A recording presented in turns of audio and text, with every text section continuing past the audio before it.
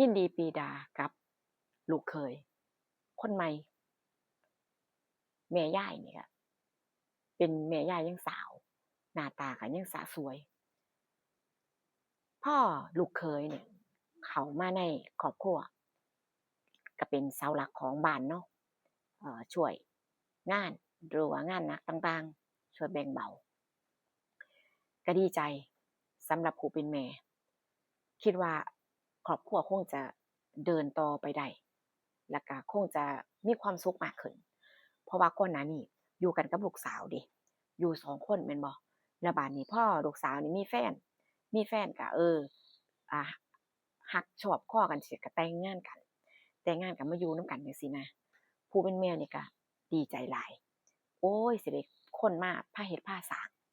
แล้วก็ลูกเขยนี่ก็อุ๊ยเป็นคนดีแรงขยันพร้อมขยันขันแข็งงานการบ่เกี่ยงแล้วก็เป็นคนหน้าตาดีด้วยการเว้าการจาเนี่ยเป็นคนที่เอ่ออ่อนน้อมถ่อมตนแม่เฒ่านี่ก็คล้ายๆว่าเอ็นดูน่ะเว้าง่ายๆเอ็นดูคัก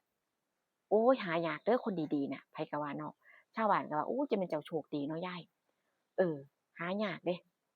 คนดีๆแบบนี้ขยันทำงานแบบนี้คือสิสบายไปหน้าคนก็ว่าเนาะยกย่อปอปั่นเว้าง่ายๆซะเออพอมาอยู่ด้วยกันเป็นครอบครัวอ่าคือว่าเสาหลักก็คือลูกเขยนั่นเองมอบหน้าที่ให้ไปเลยเนาะเว้าง่ายๆเนาะเพราะว่าก่อนหน้านี้ก็มีแต่ผู้หญิงเดะบัดนี้เป็นธรรมดาเขาใหม่ปานมันเนาะพอถึงช่วงวัยคือว่าช่วงเวลาจังซี้นะเวลาเขาคือแบบว่าผัวใหม่เมียใหม่จังซี้มันก็ต้องหวานเป็นธรรมดาแม่นบ่หวานเป็นธรรมดาเอาอกเอาใจบางครั้งบางทีผู้เป็นแม่นี่ก็อิจฉาจนแบบจนเกิดความอิจฉานี่ว่าโอ๊ย สูคือมีความสุขแท้จังซี้นะคือหมายถึงว่าเบิ่งเห็นลูกอะอิจฉามีความอิจฉาว่าโอ๊ยอยากจะมีโมเมนต์นี้บ้างเพราะว่าผัวเราจากไปโดนแล้วจังซี้เนาะผัวตายจากไปโดนแล้วเราก็เหงาก็หยังเป็นธรรมดาเพราะว่านับเป็น10กว่าปีแล้วจังซี้นะบ่ได้ข้องแวะเกี่ยวข้องกับผู้ชายคนใดเลยก็อยู่แต่กับลูกเนื่องจากว่าย้านลูกเนี่ยพอเอาผัวใหม่เนี่ยเราก็คิดว่าย้านปัญหาพ่อเลี้ยงกับลูกเลี้ยง ย้านเขาบ่ถือกันย้านเขาทะเลาะกันย้านเจ้าของเป็นคนกลางมันสิลำบากใจหนูเนี่ยนั่นคือแบบว่าเราก็ตั้งแบบประเด็นแบบปมในใจอะคิดไปหลายจังซี้เราก็เลยตัดสินใจโดยการที่บ่มีไผก็อยู่กับลูกสาวมานับแต่นั้นบัดนี้พอมาเห็นลูกมีความสุขแล้วโอ๊ยเจ้าของก็อยากมีมุมหวานๆบ้างอยากมีโมเมนต์นั้นบ้างจังซี้นะคือแบบพอเห็นแล้วมันบาดตามันบาดตาแล้วก็ความรู้สึกบางครั้งบางทีนี่ก็แบบว่า เออคือจังแบบว่าคือความอิจฉามันเกิดขึ้นอะนะความอิจฉาในใจน่ะบัดนี้อยู่กันไปเรื่อยๆเรื่อยๆเนาะคือผู้เป็นแม่นี่ก็มีคือว่าบ่ฮู้ว่าอิหยังโดนจิตโดนใจเลาจั่งซี้เลาก็สิเอาใจลูกเขยนี่มากขึ้นเป็นพิเศษแล้วก็แบบว่าทุกอย่างทุกอย่างเนี่ยสำหรับลูกเขยนี่สำคัญแรงแล้วก็แล้วก็คือแบบว่าลูกสาวนี่ลูกสาวนี่สิแบบเว้าง่ายๆว่า คือแบบว่าเฮ็ดหยังก็สิคัดหูคัดตาน่ะก็สิเป็นแบบนี้เริ่มมีอาการมากขึ้นเรื่อยๆจังซี้นะคือเพิ่นบ่พอใจลักษณะคันสิเว้าง่ายๆเข้าใจให้มันแบบตรงประเด็นก็คือเพิ่นแบบว่าแอบแอบชอบลูกเขยแล้วก็เกิดความหึงหวงในใจเกิดเวลาเขาอยู่นำกันจังซี้เวลาอยู่เขาอยู่นำกันเวลาที่เขาแบบว่าหวานกันจังซี้ผัวใหม่เมียใหม่เนาะเออ ผู้แม่นี่ก็แสดงคือแบบท่าทีบ่พอใจแล้วว่าบ่อยากเห็นภาพบาดตาแบบนี้แต่มีวันหนึ่งลูกน่ะไปทำงานในสวนในไร่ผัวนั่นก็บ่ได้ไปผัวนั่นว่าสิพาแม่น่ะไปหาหมอซึ่งคันสิไปนำกันเสียเลยแม่นบ่งานในสวนมันก็ต้องดูแลจริงอยู่พักไว้ก็ได้ตั่วแต่ว่าคือแบบว่าคือมันบ่จำเป็นต้องไปนั่นน่ะก็มีความคิดว่าผู้เป็นลูกนี่ก็คิดบ่จำเป็นต้องไปทั้งหมดหรอกเพราะว่าตัวเองอะขับรถบ่ได้ขับรถกระบะบ่เป็น คือก็เลยมอบหน้าที่นี้ให้ผัวไปว่าพาแม่ไปหาหมอแหน่เราว่าเราบ่สบายเราเป็นแบบเอ่อแบบเหนื่อยง่ายแล้วก็บางครั้งบางทีนี่ก็วูบ ถ่ายสิเป็นลมจังซี่พาเราไปตรวจเบิ่งลูกสาวก็เลยรับหน้าที่ไปเข้าไปดูแลสวนไปก่อนจังซี้นะก็ไปแม่ยายกับลูกเขยก็ไปนั่งรถไปนำกันคือส่วนเป็นลูกเนี่ยเนาะคนที่เป็นลูกเขยเนี่ยคือก็บ่ได้คิดหยังนะแรกๆก็บ่ได้คิดหยังก็คือก็คิดว่าแม่คนหนึ่งจังซี้เนาะก็คือเคารพและก็ให้เกียรติแล้วบัดนี้ไปนำกันเนี่ยผู้เป็นแม่นี่เป็นคนเริ่มเพราะว่าคนเริ่มก็คือผู้เป็นแม่เออเริ่มแรกก็คือแบบว่าอ่าเป็นคือจับอาการบ่ดีอะแบบว่าบ่สบายเนาะคนบ่สบายก็จับแขนลูกเขยแตะต้องหมายถึงว่าอ่าสัมผัสหรือใกล้ชิดเกินความเป็นจริงก็บอกว่าแม่บ่สบายรู้สึกแบบจุกอกตรงนี้อะลูกเออบีบขับรถอยู่เดะขับรถอยู่นวดข้างหลังให้แหน่มันรู้สึกสงสัยว่าเส้นมันตึงมันจั่งใดให้ลูกเขยนวดให้ลูกเขยก็นวดบีบๆไปบีบๆค่ำๆนั่นล่ะแล้วบัดนี้คือผู้ผู้ที่มีจุดประสงค์เนาะผู้ที่มีจุดประสงค์ผู้ที่มีความในใจเนี่ยก็แบบยิ่งสัมผัสใจก็ยิ่งเต้นแม่นบ่ยิ่งเต้นยิ่งความรู้สึกมันยิ่งชัดเจนอาแล้วก็คือแบบว่าก็แบบว่าหน้ามืดเหมือนจะเป็นลมแล้วก็เอนตัวไปพิงไหล่อยากจะใกล้ชิดอยากจะซบไหล่ประมาณนี้แบบว่าคืออยากจะใกล้ชิดคือจั่งกับคนรักกันจังซี้นะความคิดของผู้เป็นแม่เดะแล้วบัดนี้ก็เดินทางไปถึงไปหาหมอถึงโรงบาลหมอก็ตรวจเช็กให้หมอก็ว่าเป็นอ่าวัยทองอะอาการที่แบบว่าคนอายุมากเนาะ เอายาเอาหยังไปกินก็คงจะหายคงดีขึ้นบ่มีอิหยังที่น่าเป็นห่วงบ่มีอิหยังน่าเป็นห่วงบ่มีอิหยังที่แบบว่าเป็นกังวลมากมายดอกจังซี้หมอก็จัดยาจัดหยังให้จังซี้นะก็รับยากลับมาบ้านแต่ว่าก็ยังแบบว่าพอกลับบ้านเดะตอนกลับผู้เป็นอ่าแม่ยายเนี่ยก็บ่ยอมแพ้ตอนกลับนี่ก็ยังมีท่าทีเอ่ออยาก กระแซะอยากซบไหล่อยากใกล้ชิดคือตอนกับตอนมาลูกเคยก็เริ่มแปลกใจว่าเอ๊ะแม่คือเป็นแนวนี้คือแบบว่าคือแบบอยากจะแบบว่าการแสดงออกอะมันเริ่มชัดเจนคือมีอิหยังจุดประสงค์ในใจแต่ว่าก็บ่กล้าเว้าดอกว่าสำหรับลูกเขยเนาะเพราะว่าบ่ทันได้ฮู้อย่างชัดเจนนะว่าจุดประสงค์คือหยังจังซี้แค่เจ้าของรู้สึกแปลกกลับมาบัดนี้ก็คือว่าระหว่างทางนี่ซบไหล่มาตลอดเดะบอกว่าคือแบบหน้ามืดตาลายจังซี้นะก็เลยอยากจะพิงอยากจะอ่าซบไหล่เครื่องทางที่นั่งอยู่เบาะคนจริงมันก็เอนเบาะก็นอนได้แม่นบ่แต่ว่าก็บ่นั่นนะคือเจ้าของบ่ได้ต้องการแบบนั้นเอาง่ายๆซะแต่ว่าเด็กจนบางครั้งบางทีก็กอดแขนจังซี้กอดแขนอิหยังจังซี้นะคือสัมผัสให้มีความรู้สึกแบบคล้ายๆแบบอยากจะสื่อถึงอิหยังบางอย่างแต่ว่าก็บ่กล้าบอกไว้ตรงๆแม่นบ่แต่นี่พอใกล้สิฮอดบ้านจังซี้ก็เริ่มทำตัวปกตินั่งปกติคือคนบ่เป็นหยังจังซี้พอมาถึงบ้านลูกก็บ่ทันได้กลับจากสวนเดะเออลูกยังบ่ทันได้กลับจากสวนแต่ยังเฮ็ดงานอยู่สวนฝ่ายแม่เนี่ยก็ยังมีโอกาสยังคิดว่าอุ๊ยโอกาสยังมีจั่งใดมื้อนี้ก็ต้องได้แล้ววะลงทุนขนาดนี้เออตั้งใจแล้วเนาะว่าบัดนี้ลูกสาวบ่ทันกลับลูกเขยนี่ก็เลยว่าผมสิออกไปสวนไปสวนไปไร่เอาแนวกินไปให้เมียนำนะความคิด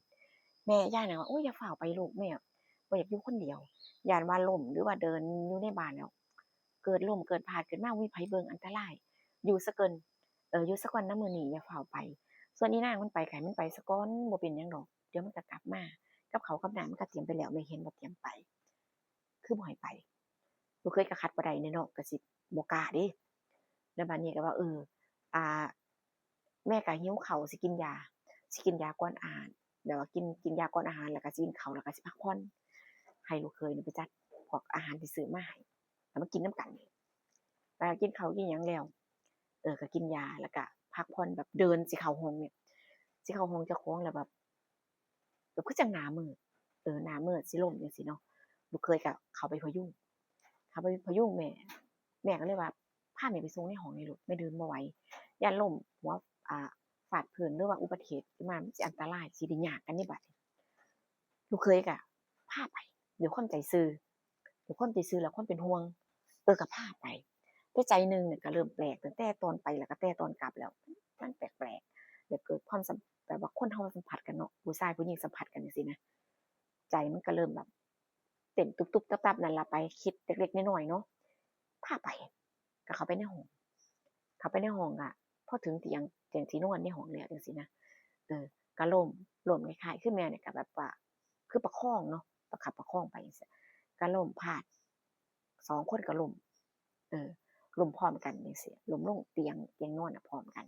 มันก็บังเอิญเออบังเอิญก็คือว่าอ่าผู้เป็นแม่เนี่ยก็คือว่าล้มทับลูกเขยเนาะทับตัวลูกเขยไว้จังซี่เนาะมันก็เข้าบรรยากาศตรงกับที่ใจตัวเองคาดหวังอะผู้มีความตั้งใจแล้วก็ความหวังเด้ก็คือแม่ยายเนาะลูกเขยก็ใจเต้นแล้วมันก็แบบว่ามันเริ่มจะชัดเจนนะแม่นบ่บอกก็รู้แหละในขณะนี้จากสีหน้าแบบว่าคือคนป่วยอะคนบ่สบายแต่ว่าสีหน้าแววตาท่าทีเปลี่ยนแบบว่าคือมีเลสในการเว้าการจาแล้วก็โดยเฉพาะแม่ยายนี่กอดแบบแน่นกอดแน่นบ่ให้แบบบ่ให้ไปไสน่ะเว้าง่ายๆแล้วทีนี้ก็พร้อมกับอ่าคือแบบว่าพร้อมกับพูดถึงความรู้สึกเจ้าของแล้วก็ความในใจนะว่าคือแม่เนี่ยแอบชอบแอบชอบลูกมาตั้งนานแล้วคือแบบว่าในสายตาแม่เนี่ยบ่ได้เห็นแค่ว่าเป็นลูกเขยแต่ว่าเห็นเป็นผู้ชายคนหนึ่งแบบว่าได้หลงรักหลงมักจังซี้นะถ้าลูกบ่รังเกียจหรือว่าถ้าเกิดว่าอิหยังจั่งใดจังซี้แม่ยินดีแล้วเรื่องของเฮาจะบ่มีไผรู้มันจะเป็นความลับระหว่างเฮาสองคนตลอดไปแม่สิบ่เว้าไปนะเว้าง่ายๆสำหรับความสัมพันธ์เจ้าของจังซี้นะคือลูกเขยก็ด้วยความแบบว่ากล้าบ้างแบบว่าเอ่อใจมันแบบว่า50-50นะแบบว่าคันสิปฏิเสธแต่ใจมันก็ต้องการมันก็เรียกร้องจังซี้ถ้าสิปฏิเสธใจก็เรียกร้องสิเอาจั่งใดดีแล้วทีนี้ผู้เป็นผู้เป็นแม่นี่เนาะผู้เป็นแม่เฒ่าเนาะก็คือจะจู่โจมตลอดจังซี้จู่โจมตลอดคือบ่ให้โอกาสคิดแต่ว่าจะให้โอกาสบ่ให้โอกาสคิดแล้วก็ให้ตัดสินใจเลยจังซี้นะจะแบบว่าจะพยายามอ่าจั่งใดเขาเอิ้นจะพยายามอ่าปลุกความรู้สึกให้ได้เพราะว่าในวันนี้จั่งใดก็ต้องประสบความสำเร็จในสิ่งที่เจ้าของตั้งไว้ผู้สิเอาจั่งใดก็ต้องให้ได้ฝ่ายลูกเขยก็บ่ปฏิเสธอยู่ในเหตุการณ์นั้นอุ๊ยแม่นไผล่ะสิกล้าปฏิเสธแม่นบ่ความรู้สึกมันก็มีอยู่แล้วคือลูกเขยเองก็ยอมจำนนต่อความรู้สึกเจ้าของอาลองเบิ่งจักเทื่อก่อนนะคือแบบว่าบัดเทื่อมันดีเราก็คิดว่าลองเบิ่งจักเทื่อบัดเทื่อมันดีจังซี้คือว่านั่นล่ะเพิ่นว่าเนาะอ่าในเมื่อเหตุการณ์มันเลยเถิดไปถึงขนาดนี้แล้วฝ่ายผู้ชายถ้าเกิดว่าประชิดตัวบ่เลิกบ่หยุดความใกล้ชิดสัมผัสถูกเนื้อต้องตัวกันอยู่แบบนี้ตลอดเวลามันก็สุดที่จะห้ามใจเดะแม่นบ่เพราะว่าอีกฝ่ายหนึ่งก็คือแบบว่าประเคนให้พร้อมที่จะประเคนให้อยู่แล้วจังซี่สองคนก็มีความสุขกันแม่ยายเองเนี่ยอาการป่วยหายเป็นปลิดทิ้งเชื่อบ่อาการป่วยหายเป็นปลิดทิ้งหน้าตาแจ่มใสยิ้มแย้มเบิกบานผิดปกติขึ้นทันตาเลยจากที่ไปหาหมอบ่มีแล้วอาการนั้นพอตกตอนเย็นลูกก็กลับมาจากสวนลูกสาวเนี่ยกลับมาก็มาเห็นแม่เนี่ย ดูหน้าตาแจ่มใสดูร่าเริงบ่โศกบ่เศร้าบ่หมองคือจังกับตอนเช้าก็ดีใจเนาะว่าอู้แม่คงจะดีขึ้นแล้วแม่ไปหาหมอไสดีขึ้นแล้วติดูว่าสีหน้าสีตาดูสดชื่นสดใสขึ้นนะเออทางลูกเขยเนี่ยก็ก้มหน้าก้มตาอย่างเดียวเนาะบ่กล้าสบตาเมียผู้เป็นผัวเนาะคุณแม่ก็บอกโอ๊ยดีแล้วลูกอาการหายเป็นปลิดทิ้งหมอดีคักกินยาชุดเดียวหายว่าซั่น แล้วลูกถามกับลูกสาวก็เลยถามคนบริสิทธิ์ยาบำรุงหรือว่าอีหยังให้บ่แม่เห็นว่าร่างกายอ่อนเพลียน่าจะให้หมอฉีดยาให้นะบ่เป็นหยังลูกบ่เป็นหยังให้กินยาก็หายแม่ดีแล้วลูกก็ดีใจผู้เป็นลูกเนาะก็ดีใจนะเออเวลาผ่านไปลูกสาวก็บ่ฮู้เรื่องอีหยังผู้เป็นผัวก็บ่กล้าแม้กระทั่งสิสบตาเมียแล้วใหม่ๆเพราะว่ายังทำใจบ่ทันได้กับความผิดที่เจ้าของเฮ็ด แล้วที่นี่พอเวลามันหลายวันผ่านไปอย่างเสียก็เกิดความเคยชินทุกอย่างก็กลับมาปกติแล้วเรื่องราวของลูกเขยกับแม่ยายเนี่ยก็จะถ้ามีโอกาสนะถ้ามีโอกาสก็จะเอ่อก็สิหาโอกาสหาความสุขจังเสียบ่อยครั้งคนสองคนเนี่ยก็คือบ่แม่นว่าครั้งหนึ่งแล้วจบเนาะมันก็มีครั้งต่อไปไว้ว่าพ่อพ่อยิงพ่อยิงได้อยู่น้ำกันเนี่ยเสียก็ยิ่งผูกพันแม่นบ่พอยิ่งได้มีอยู่นำกันมีความสัมพันธ์กันเนี่ยเสียก็ยิ่งผูกพันมันเป็นไปบ่ได้ที่สิแบบว่ามีความสัมพันธ์แค่ครั้งหนึ่งแล้วจบแม่นบ่แล้วก็มีมาเรื่อยๆมีมาเรื่อยๆแต่วันหนึ่งเนาะลูกสาวเนี่ยก็คือเว้าง่ายๆว่าลูกสาวเนี่ยก็คือประจำก็คือเอ่อทำงานอยู่สวนกับผัวเออตอนเช้าก็จะออกไปสวนแต่ว่าแม่นี่ส่วนมากสิบ่ได้ไปหรอกจะอยู่บ้านเพราะเพิ่นอายุมากแล้วลูกก็บ่ต้องเฮ็ดลูกเฮ็ดเองจังซี้นะแล้วบัดนี้คือในวันนั้นผัวเนี่ยบอกแม่ว่าข้อยรู้สึกปวดเมื่อยตามตัวข้อยบ่อยากไปสวนสิกินยาสิพักผ่อนซะก่อนแล้วสิตามหลังออกไปเด้อหมายถึงว่าสิให้เมียเนี่ยไปกวนเมียก็เลยว่าอ้าวถ้าบ่สบายก็พักผ่อนไปธรรมดาเนาะพักผ่อนซะข้อยสิไปดอกถ้าเกิดดีขึ้นค่อยตามไปเมียก็ฟ้าวนำงานคือเว้าง่ายๆว่าห่วงนำงานเออก็บ่ได้สนใจหยังก็เตรียมเอาข้าวของทุกอย่างก็ฟ้าวไปบังเอิญเชื่อบ่ว่าเตรียมเอาเบิดซุอย่างลืมห่อข้าวบัดนี้ก็ไปอ่าทำงานในสวนเนาะมันถึงเวลากินข้าวตอนเที่ยงหิวแล้วบัดนี้หิวบัดนี้ก็คร้องว่าผัวนี่สิเอาข้าวเอาแนวกินเนี่ยมาให้ก็บ่เห็นบัดนี้ก็เลยว่าอ้าวหิวแรงแล้วบ่ไหวดอกสิกลับมาเอาข้าวแล้วบัดนี้คือเว้าง่ายๆว่าสวนที่ไปในวันเนี้ยมันอยู่บ่ไกลบ้านแรงก็เลยย่างกลับมาย่างกลับมาเอาก็คิดว่าบ่ต้องเอาห่อข้าวไปดอกคือมากินแล้วก็ค่อยมารอบบ่ายจังซี้นะพอไปถึงบ้านก็เข้าไปในบ้านรู้สึกว่าบ้านมันเงียบผิดปกติอ้าวผัวก็อยู่แม่ก็อยู่ไปไสเบิดเดินเข้าไปห้องครัวก็บ่เห็นเดินสอดแสกนำหม้องนั้นก็บ่เห็นอยู่ไสก็บ่เห็นไปส่องเบิ่งห้องนอนเจ้าของผัวก็บ่อยู่บ่สบายคือบ่อยู่ในห้องไปไสรถก็ยังอยู่เดะผู้เป็นแม่นี่หายไปไสน้อก็เลยสิไปถามแม่ว่าผัวน่ะไปไสคิดว่าแม่คงจะนอนพักในห้องก็เลยเข้าไปนี่คือแบบง่ายๆแบบประตูเนี่ยนะก็บ่เชิงว่าปิดแต่ดึงเข้าซื่อๆแต่บ่ได้ล็อกวันนี้ลูกสาวก็เลยคล้ายๆจะเคาะประตูแต่ว่ามือกำลังสัมผัสประตูเพิ่นแย้มออกเปิดก็ได้เดินถือวิสาสะเปิดเข้าไปเพราะมันก็เป็นหม้องแม่เจ้าของแล้วก็เป็นบ้านเจ้าของเนาะก็เดินกะเข้าไปในห้องก็ไปเห็นภาพที่บ่คาดคิดเห็นผัวแล้วก็แม่เจ้าของนอนอยู่นำกันในห้องแต่ว่าลักษณะคือนอนหลับคือเว้าง่ายๆว่าเหนื่อยจากกิจกรรมอิหยังบางอย่างแล้วหลับไปบ่หลับพอเมียเข้าไปเห็นเดะบัดไปเห็นก็ยังบ่ทันตื่นอยู่ต่างฝ่ายก็ยังหลับอยู่เมียน่ะก็คือเข้าไปกระชากแขนผัวเนี่ยลุกขึ้นมาว่าอ้ายเป็นหยังคือให้มานอนอยู่ห้องแม่จั่งซี้แล้วเบิ่งสภาพเจ้าคือเฮ็ดแบบนี้บ่ต้องบอกก็รู้เนาะสภาพคือคือเมียเห็นกับบ่ต้องอธิบายแล้วว่าก็รู้แล้วว่าผัวกับแม่นี่เฮ็ดหยังกัน คงจะเมื่อยจากกิจกรรมคงจะเมื่อยจากการเอ่อในช่วงเวลาที่อยู่ร่วมกันก็เลยหลับบ่รู้เรื่องรู้ราวมานี่เมียก็เทิงหายเทิงด่าด้วยความเสียใจของคนเนาะเสียงร้องเสียงไห้ว่าซั่นตั่วเสียงร้องเสียงไห้รับบ่ได้คือคนบ้านไกลเรือนเคียงก็ได้ยินเสียงแม่นบ่ได้ยินเสียงบัดนี้ก็เลยแบบก็มาส่องเบิ่งว่าบ้านนี้เป็นหยังกันจังซี้นะพอมาก็มาเห็นว่าเอ่อครอบครัวมีปัญหากันว่าแม่เนี่ยแอบเอ่อชู้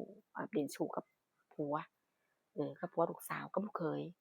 ก็เป็นขี้ปากเรื่องราวใหญ่โตเดะบัดนี้เป็นขี้ปากเรื่องราวใหญ่โตก็มันก็ต้องมีคนมาช่วยเคลียร์มาช่วยเคลียร์มามามาช่วย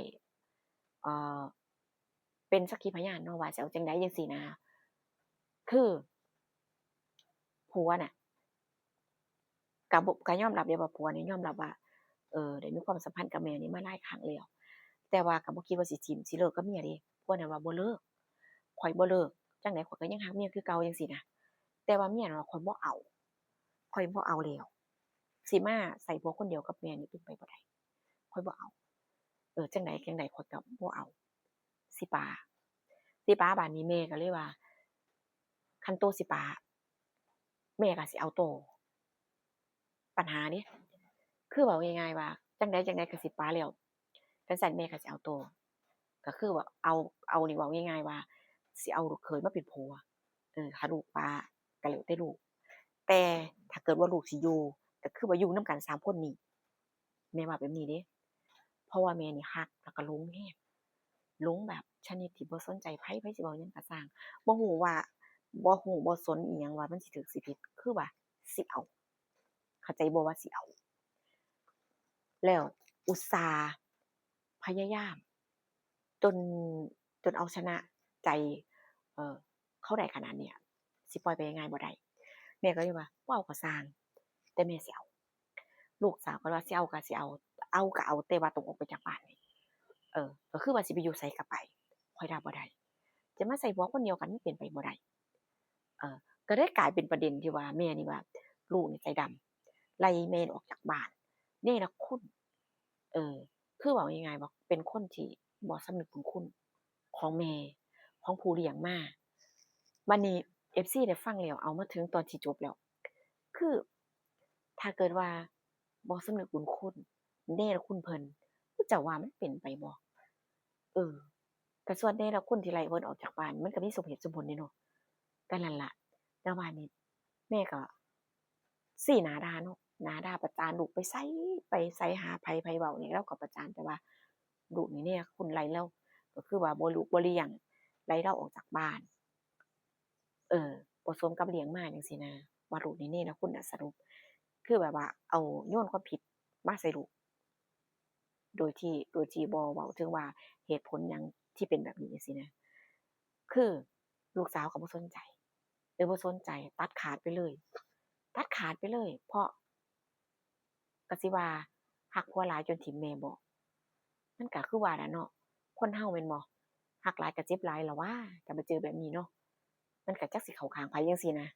พี่น้องสุดท้ายแม่กับผัวเนี่ยก็ได้คือหมายถึงว่าแม่กับลูกเขยเนี่ยก็หนีไปอยู่นำกันไปอ่าทำมาหากินที่อื่นลูกสาวบ่ให้อยู่ลูกอยู่ก็ลูกก็อยู่คนเดียวนับตั้งแต่วันนั้นอ้าวเรื่องราวนี้เป็นจั่งใดแหน่แล้วฟังแล้วก็ยาวแหน่แต่ว่ามันก็อยากให้มันจบแบบสมบูรณ์แบบให้มันแบบว่า เรื่องราวมันครบถ้วนเนาะเจอกันคลิปหน้าพี่น้องดูว่าผู้สิมีเรื่องราวหยังมาเล่าให้ฟังอีกสำหรับคลิปนี้ไปแล้วนะคะขอบคุณทุกการรับชมค่ะสวัสดีค่ะ